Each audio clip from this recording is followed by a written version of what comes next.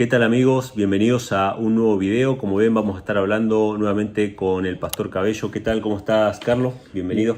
Muchas gracias, Emanuel. Contento de poder estar contigo, brindar este espacio para poder meditar un poco en la palabra de Dios y también en lo que menciona en la revelación del Espíritu de Profecía. Así es, vamos a estar hablando acerca de una cita, en realidad son varias citas controversiales sobre el tema de la deidad. Todos ustedes saben que estamos con el tema de la Trinidad, sobre todo cómo se introdujo en la iglesia adventista. Hemos hecho muchos videos ya en el canal, no nos vamos a extender mucho sobre eso, pero hay una cita del Espíritu de Profecía que aparece, la voy a leer hoy, del Evangelismo, pero aparece también en El Deseo de todas las gentes, en algunos otros libros de Elena G. de White, donde se menciona el poder de la tercera persona de la divinidad, ¿sí? Esta cita es utilizada ampliamente por la iglesia adventista para sostener que Dios es una Trinidad. Hemos hablado extensamente en mi canal sobre eso. Hay un video que les voy a recomendar, que lo voy a poner en la pantalla, que se llama El Espíritu Santo según Elena G. de White, donde aparecen la mayoría de las citas controvertidas y también con una explicación coherente, ¿no? Con el resto de las citas que hablan acerca de la personalidad divina de Cristo y la personalidad humana de Cristo.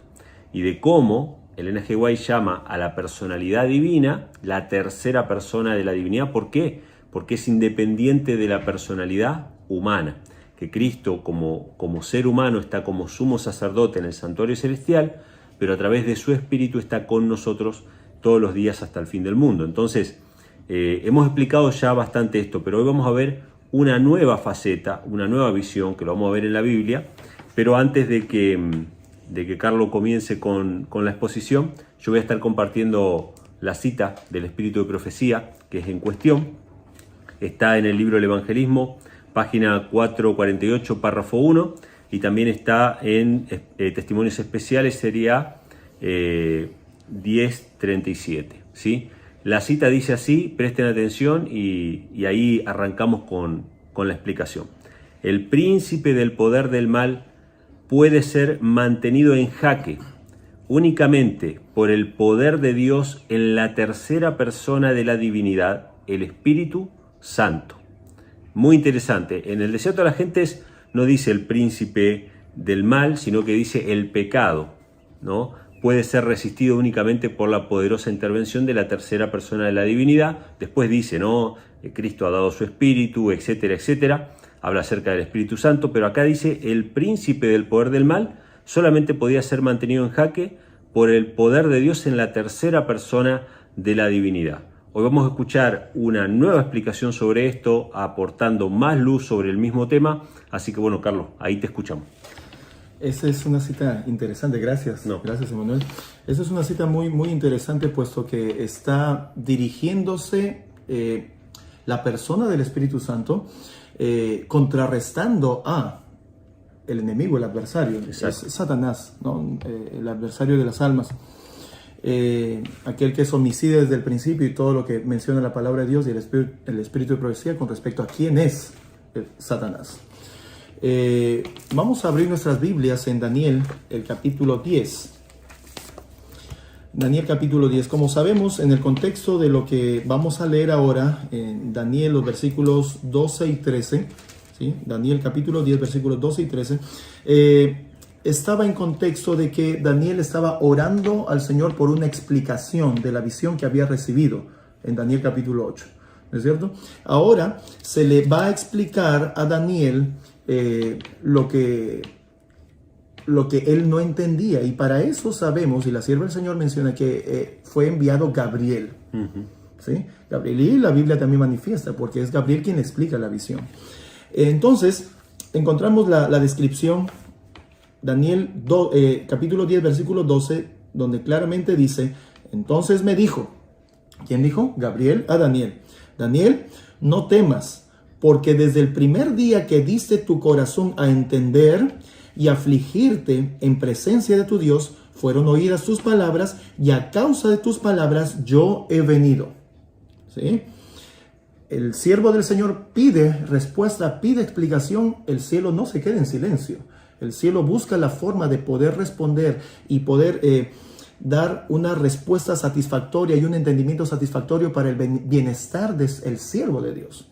Así que no tengamos temor de poder suplicar al cielo por más luz. Amén. ¿Sí? Si es que tenemos dudas de algo, si es que en nuestro corazón todavía existe un vacío o un no entender en parte de las Escrituras, la mejor forma de poder encontrar explicación es primero suplicando al cielo y luego el cielo respondiendo, ¿sí? Para con nosotros. El versículo 13 dice: mas el príncipe del reino de Persia se puso contra mí 21 días. Y he aquí, Miguel, uno de los principales príncipes, vino para ayudarme, y yo quedé allí con los reyes de Persia. Y aquí viene lo interesante y lo que salta después de la cita que has leído, puesto que se menciona aquí el príncipe del reino de Persia, ¿sí? Al leerlo de manera simple podemos decir, bueno, es el rey de Persia, ¿no? Es el gobernante humano, ¿no? Que estaba ahí sentado en el trono de Persia. Sin embargo, vemos que este cumple una función de oponerse al enviado del cielo. A Gabriel. A Gabriel, exacto, ¿no? Y sabemos que Gabriel tiene pues un estatus en el cielo. Y ese estatus de Gabriel, pues la sierva del Señor lo menciona, comentaste en alguno de tus videos pasados también, pues en primer lugar está el Padre, ¿no? Después del Padre está el Hijo, y después del Hijo en la actualidad pues es Gabriel, en autoridad, ¿no? Y con el poder de parte de Dios, pues Gabriel viene y hace las misiones y las responsabilidades que el cielo le otorga para hacer. Así que Gabriel había venido con esa autoridad para poder hacer lo que él tenía que hacer primero, acomodar la situación con los humanos, ¿sí? En este caso el príncipe de Persia, para que se pueda cumplir ahora el mensaje que tenía para darle a Daniel. Okay. ¿Sí? Así que esto viene en ese sentido. Pero obviamente, dice la palabra de Dios, y eso lo menciona Hebreos, que nosotros los seres humanos fuimos hechos menores que los ángeles. Tenemos poder para poder resistir o retener nosotros a un enviado del cielo. Hay algo que no cuadra en la historia. Ahí, si es solamente el rey de Persia el que se le está oponiendo a Gabriel. Exactamente. Así que este príncipe de Persia, el rey de Persia, como lo estamos entendiendo también, y no nos equivocamos al mencionarlo de esa manera, pues tenía un poder que no nos corresponde a nosotros los seres humanos, pues se está oponiendo a no cualquier ángel, se está oponiendo a un ángel superior. Exacto. Y es Gabriel. ¿Ok? Así que vemos aquí la intervención de alguien superior. Ahora, ¿quién tenía el mismo rango en el cielo antes que Gabriel? Claro, Era Lucifer, ¿no es cierto? Gabriel ocupó el lugar de Lucifer con la misma jerarquía, el mismo poder, el misma autoridad que antes tenía Lucifer. ¿Quién más que Lucifer podía oponerse a Gabriel? Claro. Nosotros los humanos no podríamos. Pero Lucifer, quien fue creado y se le dio ese mismo poder que tiene Gabriel, podría hacerlo. Así que durante 21 días... No estamos hablando de minutos, no estamos hablando de horas, estamos hablando de días completos. 21 días se le resistió, no solamente este hombre, sino que este hombre poseído por el poder de Satanás, de Lucifer, para poder realmente hacerle frente durante esos 21 días al enviado del cielo, Gabriel. Entonces, la cita que tú leíste justamente decía que el príncipe del poder del mal, está hablando directamente de Lucifer, sí. Y que estamos identificando aquí en Daniel capítulo 10, en el versículo 13, también como el príncipe del reino de Persia. Exacto. Porque él estaba allí, estaba presente y estaba gobernando y estaba poseyendo a la persona humana del príncipe de Persia. Entonces, el príncipe del poder del mal puede ser mantenido en jaque únicamente. Esa palabrita sola tiene mucha importancia para lo que nosotros necesitamos entender de lo que la sierva del Señor está tratando de explicar y lo que también la Biblia quiere mencionarnos. Únicamente por el poder de Dios en la tercera persona de la divinidad. Pero cuando revisamos el escrito bíblico, dice he aquí Miguel, uno de los principales príncipes, vino para ayudarme. Ahora, volvamos al asunto de jerárquico. Gabriel no podía. Le estaba haciendo perder tiempo en la misión. Y el poder de Gabriel con el poder que tenía Lucifer, pues eran equivalentes. Tuvo que venir alguien superior a esto, o a esta jerarquía. Y no es nada más ni nada menos que Miguel. Exacto. ¿Y quién es Miguel? Es nuestro Señor Jesucristo, y eso lo menciona claramente la sierva del Señor. Es alguien superior que puso, ¿qué cosa? Que pudo poner en su lugar a este príncipe de Persia, este príncipe del mal, para sacarlo de escena, y como usando las palabras de la sierva del Señor, poner en jaque Exacto. a Satanás mismo y sus planes para estropear los planes de Dios. ¿Sí? La sierva del Señor dice, es la tercera persona de la divinidad. Pero en el Antiguo Testamento tenemos que es Miguel, Cristo mismo actuando y obrando en el mismo sentido que la sierva del Señor menciona, poniendo en jaque, poniendo en su lugar, ayudando a Gabriel, ¿sí? Porque Miguel es aquel que tiene más autoridad que Gabriel y más honor y que Satanás mismo, obviamente, ¿no? Y más poder. Pudo, ¿qué cosa? Vencer a Satanás, ponerlo en jaque para dejar que el plan del Señor pues pueda continuar su curso de manera clara. Entonces, esto es interesante, la comparación entre lo que dice el Espíritu de Profecía y lo que dice la Biblia. Y qué hermosa relación que nosotros ya hemos leído también de la sierva del Señor cuando menciona acerca de la tercera persona de la divinidad, refiriéndose a la persona también de Cristo. Exacto. Lo vemos exactamente igual en esta explicación. Hace unas semanas atrás, o unos días atrás, publiqué un video donde mencionaba una cita que estuvimos charlando estos días, donde Elena G. White llama al espíritu de verdad, lo llama el espíritu de verdad, el espíritu que se movía sobre las aguas, el verbo que fue hecho carne, la luz verdadera que alumbra a todo hombre. Es decir, para Elena G. White, el Espíritu Santo y el espíritu que se movía sobre las aguas es el mismo verbo que se hizo carne. Una vez que se hizo carne, ahora tenemos que hablar ya de la tercera persona de la divinidad. ¿Por qué? Porque hay la personalidad divina y la personalidad humana. Bueno, la cita que mencionamos recién está en la educación, página 120, párrafo 5, ¿sí? Así que realmente muy interesante ver esta visión del Espíritu Santo o lo que se llamaría la tercera persona de la divinidad, pero en el Antiguo Testamento, antes de encarnarse, aparece como Miguel, ¿verdad? ¿Alguna cosa más que agregar? Bueno, sería interesante quizás, ya que el último comentario que hiciste da pie a esto, quizás hacer una pregunta. Yo creo que nuestros amigos que están viendo este vídeo les podría interesar también. Es sencillo poder entender las tres personas, porque es así y creemos y amén por ello. Son tres los que están trabajando en pro de nuestra salvación, y tenemos al Padre y tenemos al Hijo con sus dos naturalezas. Exacto. ¿Sí?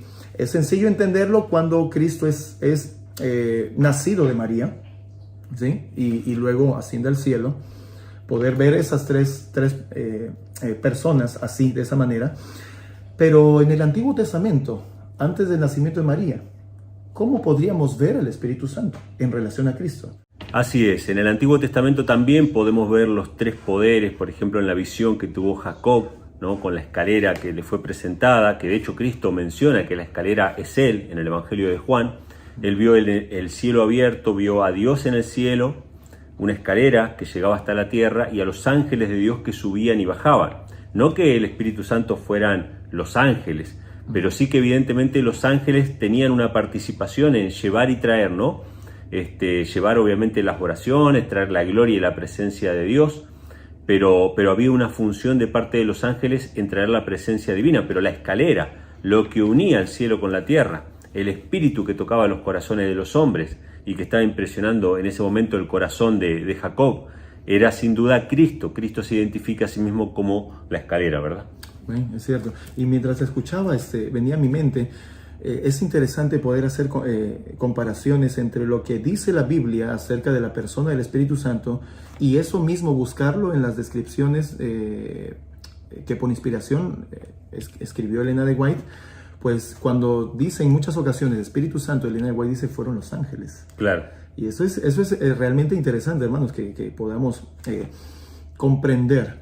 En ese sentido también se entiende de que acerca de la naturaleza del Espíritu Santo el silencio es oro. Porque es un misterio, o sea, hay varios factores que obran ahí. Exacto. Pero con respecto a la persona, pues la sierva del Señor es directa y puntual, ¿no? Bueno, quería también aportar algo con respecto al Antiguo Testamento, ¿no? Y la persona del Espíritu. Cuando encontramos en Génesis, ¿no? En el principio creó Dios, Génesis capítulo 1, versículo 1. En el principio creó Dios el cielo y la tierra estaba desordenada y vacía, y las tinieblas estaban sobre la faz del abismo, y el Espíritu de Dios se movía sobre la faz de las aguas. ¿Cuántas veces dentro de la iglesia, en la universidad misma, hemos escuchado explicación acerca de esto, ¿no? Diciendo, aquí encontramos a 3 personas. Y cogen el texto o la palabra que aquí se traduce como Dios, ¿no? Y es la palabra Elohim, ¿no es cierto? Y bueno, dicen, allí es plural porque tiene la terminación him, ¿no? Y la terminación him es plural, entonces ahí hay más de una persona, por lo menos son 2, porque después menciona el Espíritu Santo, entonces ahí tenemos a los 3. Claro. Dicen eso. Lo que siempre me ha parecido extraño, y permíteme comentarte, Emanuel, y bueno, de la siguiente manera quiero explicarlo. Yo jamás me pondría a discutir con una persona que el inglés es su lenguaje nativo. Claro. De algún término o alguna palabra. Porque esa persona, pues, sabe el idioma más que cualquiera. Claro. Que no nació, o que uno que lo puede aprender.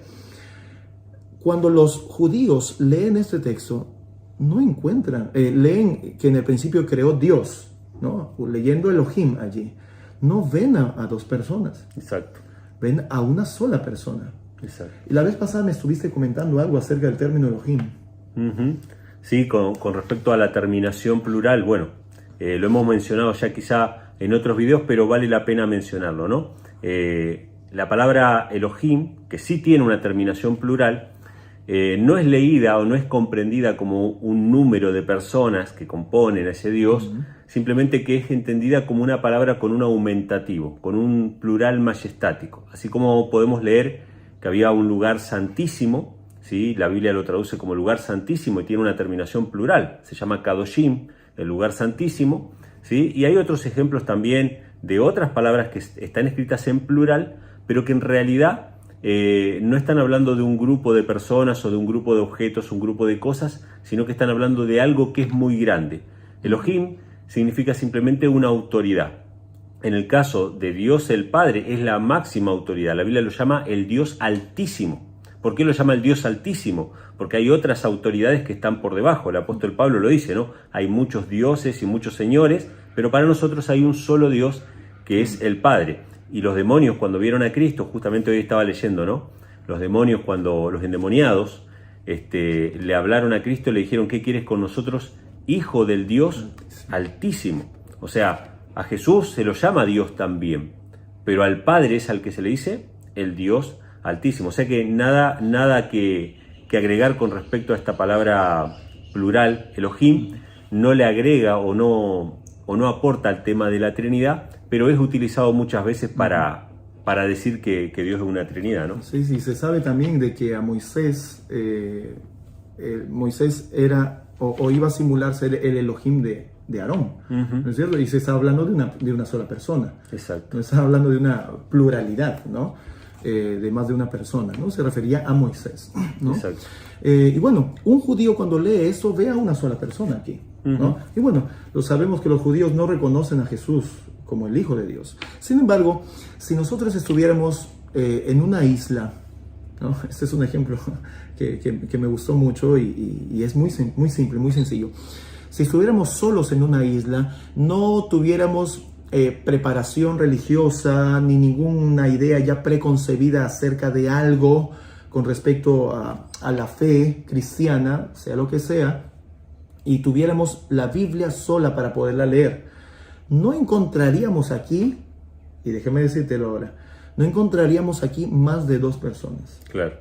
Porque dice, en el principio creó Dios, Una ahí persona. encontramos una persona, ¿sí? Yo no sé nada, estoy solo en una isla, ¿no? Claro. No tengo ninguna idea preconcebida, nadie me enseñó nada, yo no he sido educado doctrinalmente en nada, y encuentro que Dios creó, y ahí tengo a una persona, y la tierra estaba desordenada y vacía, y las tinieblas estaban sobre la faz del abismo, y el Espíritu de Dios. Claro. O sea, hay aquí otra persona, pero que está relacionada a Dios el Creador. Exacto. El Espíritu de Dios se movía sobre la faz de las aguas. Entonces, claramente encontramos aquí 2 personas. solo 2 personas. Antes de que avances, me quiero detener en esto del espíritu que se movía sobre la faz de las aguas. Justamente hoy estaba leyendo el momento en que hubo una gran tempestad y los discípulos estaban en una barca, y entonces Jesús aparece caminando sobre las aguas, ¿sí? Vemos acá que decía que el espíritu se movía sobre la faz de las aguas, y Cristo caminando sobre las aguas se le aparece a los discípulos, y los discípulos se asustan y dicen algo interesante. Esto no es algo que lo estoy poniendo con rigor absoluto, pero es algo que me llama la atención a mí, yo lo tomo y lo guardo en mi corazón. Los discípulos dicen, un fantasma, un fantasma. Ustedes saben que en inglés, cuando se habla del Espíritu Santo, se habla de Holy Ghost. Si lo tuviéramos que traducir literalmente, sería un santo fantasma, un fantasma santo. Esto es muy interesante. Cuando ellos dicen, es un fantasma, Jesús dice, no se asusten, soy yo. Soy yo. Alabado sea el Señor. ¿No? O sea, el que venía sobre las aguas no era un fantasma, era Cristo. Y bueno, la cita que mencionábamos hoy de la educación dice, ¿no?, que aquel espíritu que se movía sobre la faz de las aguas es aquel verbo que se hizo carne y habitó entre nosotros, ¿no? Alabado sea el Señor. Amén. Algo que quizás podríamos mencionar, y permíteme hacerlo también, haciendo quizás un paréntesis de lo que estamos tratando ahorita.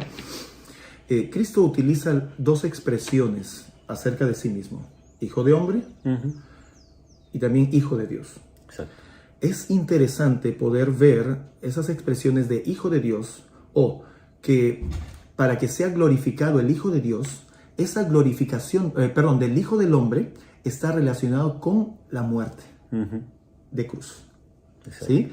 La glorificación o la gloria del hijo del hombre relacionado a la muerte de cruz. La sierva del Señor dijo que cuando murió en la cruz, murió solamente su parte, su naturaleza humana, hijo del hombre. Pero cuando se refiere Cristo a hijo de Dios, para que el hijo de Dios sea glorificado, eso maravillosamente está relacionado a los milagros, o cuando Cristo hacía milagros. Ahora, caminando sobre las aguas, Cristo estaba haciendo un milagro. Exacto. ¿Sí? Sabemos de que Él no usó su naturaleza divina, estaba velada, pero siempre pedía poder al Padre, exacto, para que pueda ese poder manifestarse en Él y Él pueda realizar esas acciones para que el Hijo ¿de quién? De Dios sea glorificado, haciendo resaltar que Él es divino. Amén. ¿No? Amén. Eso lo encontramos, hermanos, es maravilloso y es cosa para darle gloria al Señor cuando estas cosas vienen en nuestra vida. Nos emociona tanto descubrir esto, porque es a quien nosotros necesitamos conocer. Y todos me conocerán, dice la palabra de Dios, Jeremías 31. Y a nadie le preguntará a su hermano, a su prójimo, al que está a su lado, no, muéstrame al Señor, porque todos me conocerán. Entonces, volviendo a lo que estábamos nosotros mencionando, Génesis capítulo 1, vemos a 2 personas, dijimos, Emanuel. Está aquí Dios, quien creó los cielos y la tierra, y el Espíritu de Dios se movía sobre la faz de la tierra. Y cuando vamos nosotros al Nuevo Testamento, a 2 de Corintios, el capítulo 3, el versículo 17, dice, porque el Señor es el Espíritu, y donde está el Espíritu del Señor, allí hay libertad. Sabemos que la Biblia se explica a sí misma, o se interpreta a sí misma. Nosotros no necesitamos inventar nada para defender una verdad, ¿no es cierto? La verdad se defiende sola. Y este versículo está hablando, o está en contexto de Cristo, hablando de Cristo. El apóstol Pablo está hablando de Cristo y eso lo podemos ver en los versículos anteriores. Y si nos causa duda quizás, pues vayamos adelante, puesto que también se señala eso. Exacto. Según de Corintios capítulo 4, el versículo 5, ¿sí? Dice, porque no nos predicamos a nosotros mismos, sino a Jesucristo el Señor. Exacto. Entonces volvemos a hacer la relación. Según de Corintios 3:17, porque el Señor es el Espíritu. Y luego en el capítulo 4, versículo 5, dice, Jesucristo es el Señor. Exacto. Entonces, no necesitamos inventar nada para defender la verdad. Está escrita y lo que está escrito resulta siendo para nosotros, ¿qué cosa? ¿Un misterio? No es un misterio. Lo que está escrito es lo que ya está revelado. Lo que es misterio, para el Señor, dice Deuteronomio 29:29, lo que está revelado, lo que está escrito, hermanos, es para nosotros. Es para nosotros. Y tanto la Biblia como la sierva del Señor manifiestan que el Espíritu Santo es Jesucristo. Así es. Otro pasaje que me venía a la mente mientras te escuchaba mencionar, bueno, este de 2 Corintios 3:17, márquenlo, ¿sí? El Señor es el Espíritu, bien clarito. Pero hay otros pasajes que mencionan, ¿no?, que el primer Adán fue un alma viviente, pero el postrer Adán era un espíritu vivificante, ¿no? O sea, Cristo, que es el postrer Adán, era el espíritu vivificante. Ahora, esto que estamos compartiendo con ustedes es simplemente una visión más, un aporte más a esta famosa cita de la tercera persona de la divinidad, ¿sí? Y cómo lo podemos ver en el Antiguo Testamento. El único poder que puede refrenar el pecado es Cristo en nosotros, la esperanza de gloria. ¿Alguna cosa más que agregar o alguna palabra final? Mis queridos hermanos, solamente mencionar de que necesitamos en este tiempo confiar más que nunca en el escrito está de la palabra de Dios. Porque es mejor y es una bendición obedecer a Dios antes que a los hombres. Y ya estoy por ahí poniendo un poco de mi palabra. Y lo digo así de esa manera. No de casualidad. Resulta siendo bendición, mis hermanos, confiando más en el Señor que en los hombres. ¿Por qué? Porque muchos han salido por allí predicando una y otra cosa. Nuevos vientos de doctrina llaman, ¿no? Y en muchas ocasiones, sin duda que a ti, Emanuel, a mi persona y a otros hermanos más que están predicando también esta preciosísima verdad, nos señalan y nos tildan de muchas cosas, de muchos adjetivos nos mencionan. Pero mis hermanos, la sierva del Señor menciona como un asunto preparativo para todo lo que se viene para con el pueblo de Dios. Y eso que se viene, mis queridos hermanos, es el tiempo de angustia. Quizás en algún otro momento sería bueno o interesante comentar acerca del tiempo de angustia. Pero mis hermanos, el tiempo de angustia, dice la sierva del Señor, que la Biblia es nuestra única salvaguardia. Y dice también que el estudio de la palabra de Dios nos va a preparar para mantenernos en pie en esos tiempos. Amén. La Biblia y solo la Biblia. Así que mis queridos hermanos, si hoy, con la libertad que todavía el Señor nos permite tener, no aprendemos a confiar al Señor y no aprendemos a confiar en la palabra del Señor, ¿qué va a ser de nosotros? ¿Qué sería del pueblo de Dios? Pero alabado sea el Señor, la promesa y la profecía es clara. El Señor va a tener y va a levantar un pueblo y va a sellar a su pueblo. Y este pueblo va a dar un testimonio directo. Y hoy día estábamos comentando acerca de un testimonio directo, ¿no? Pero va a dar un testimonio directo, mis queridos hermanos. Y eso está sin duda en relación a la declaración de que Jesucristo es ¿quién? Es el Hijo de Dios. Amén. Amén. Alabado sea el Señor. Bueno, muchas gracias, Carlos. Gracias, hermano, por compartir con nosotros, con los suscriptores del canal, con la audiencia. Todas aquellas personas que quieran contactarse con Carlos, yo en el video anterior y en este video estoy dejando el link de su canal de YouTube, por donde él está poniendo sus videos, el ministerio que ellos tienen, ¿sí?, de alabanza, de predicación, etc. Y también estoy poniendo el número de teléfono, así que le pueden enviar ahí su WhatsApp, sus mensajes, sus consultas o lo que fuera, pueden comunicarse directamente con él. Gracias por haber visto este video hasta el final. Ya saben, dejen acá abajo todos sus comentarios sobre este tema, qué les parece. Yo leo todos los comentarios, no siempre respondo todo, pero leo, ¿sí? Porque a veces no sé qué responder o no tengo por ahí el tiempo para responder todo, pero lo leo. Dejen los comentarios porque siempre son disparadores para nuevos temas, para responder consultas o inquietudes. Suscríbanse al canal, compartan este video con sus amigos y Dios mediante nos estaremos viendo en un próximo video. Hasta la próxima.